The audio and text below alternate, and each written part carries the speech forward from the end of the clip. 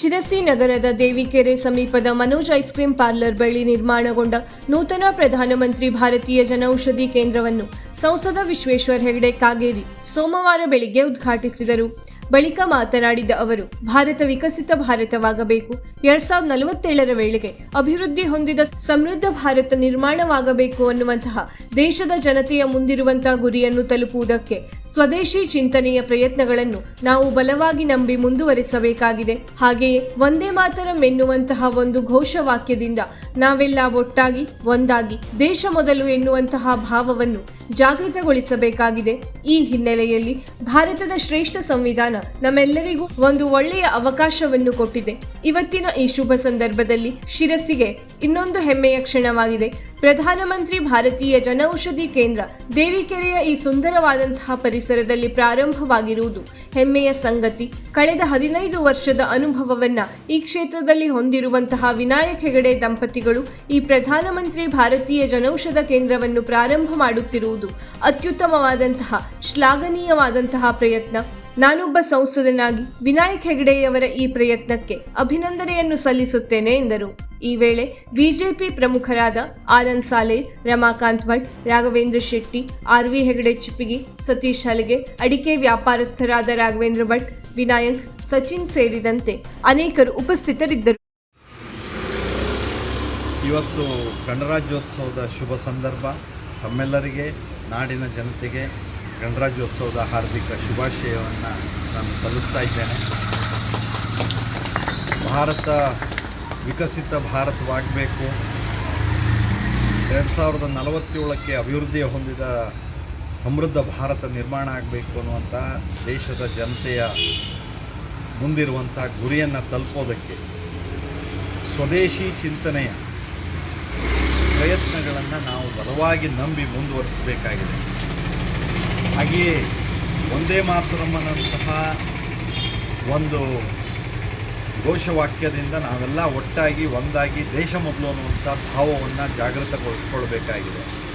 ಆ ಹಿನ್ನೆಲೆಯಲ್ಲಿ ಭಾರತದ ಶ್ರೇಷ್ಠ ಸಂವಿಧಾನ ನಮಗೆ ಎಲ್ಲರಿಗೂ ಒಂದು ಒಳ್ಳೆಯ ಅವಕಾಶವನ್ನು ಕೊಟ್ಟಿದೆ. ಆ ಅವಕಾಶದ ಸದುಪಯೋಗವನ್ನು ತೆಗೆದುಕೊಂಡು ದೇಶ ಕಟ್ಟುವಂಥ ಕೆಲಸದಲ್ಲಿ ನಾವೆಲ್ಲ ಒಂದಾಗೋಣ ಅನ್ನುವಂಥ ಒಂದು ವಿನಂತಿಯನ್ನು ಈ ಗಣರಾಜ್ಯೋತ್ಸವದ ಶುಭ ಸಂದರ್ಭದಲ್ಲಿ ನಾನು ಮಾಡಿಕೊಡ್ತಾ ಇದ್ದೇನೆ.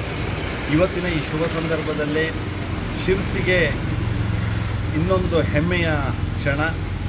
ಯಾಕೆಂದರೆ ಪ್ರಧಾನಮಂತ್ರಿ ಭಾರತೀಯ ಜನೌಷಧಿ ಕೇಂದ್ರ ಇವತ್ತು ನಮ್ಮ ದೇವಿಕೆರೆಯ ಈ ಸುಂದರವಾದಂತಹ ಒಂದು ಪರಿಸರದಲ್ಲಿ ವಿನಾಯಕ್ ಹೆಗಡೆಯವರು ಇದನ್ನು ಪ್ರಾರಂಭಿಸ್ತಾ ಇದ್ದಾರೆ.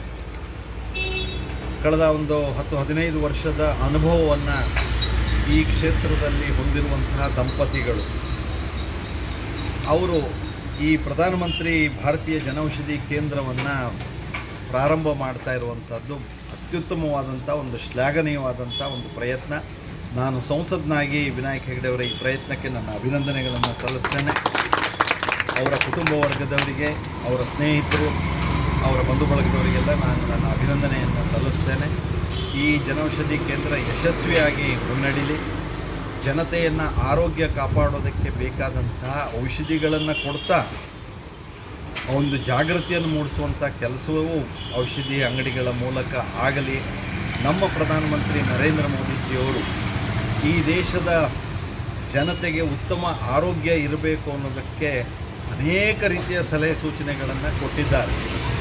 ಅದರೊಳಗೆ ಭಾಳ ಮುಖ್ಯವಾದಂತಹ ರಚನಾತ್ಮಕ ಪ್ರಯತ್ನಗಳಲ್ಲಿ ಒಂದಾದಂಥದ್ದು ಅಂದರೆ ಈಗ ಪ್ರಧಾನಮಂತ್ರಿ ಭಾರತೀಯ ಜನೌಷಧಿ ಕೇಂದ್ರಗಳು ಎಲ್ಲ ಔಷಧಿಗಳಂತೆ ಇರುವಂಥ ಔಷಧಿಯನ್ನು ಕೇವಲ 30 ಹಣದಲ್ಲಿ, ಈ ಮಾರ್ಕೆಟ್ನಲ್ಲಿ ಉಳಿದಿದ್ದ ಔಷಧಿಗಳು 100 ರೂಪಾಯಿ ಇದ್ದರೆ ಇಲ್ಲಿ ಕೇವಲ 30-40 ರೂಪಾಯಿಗಳಲ್ಲಿ ಸಿಗುವಂತಹ ಔಷಧಿಗಳು ಲಭ್ಯ ಆಗುತ್ತೆ. ಔಷಧಿ ಒಂದು ದರ, ಟ್ರೀಟ್ಮೆಂಟಿನ ಇವತ್ತು ಖರ್ಚು ವೆಚ್ಚ ಇದೆಲ್ಲ ಹೆಚ್ಚಾಗ್ತಾ ಇದೆ.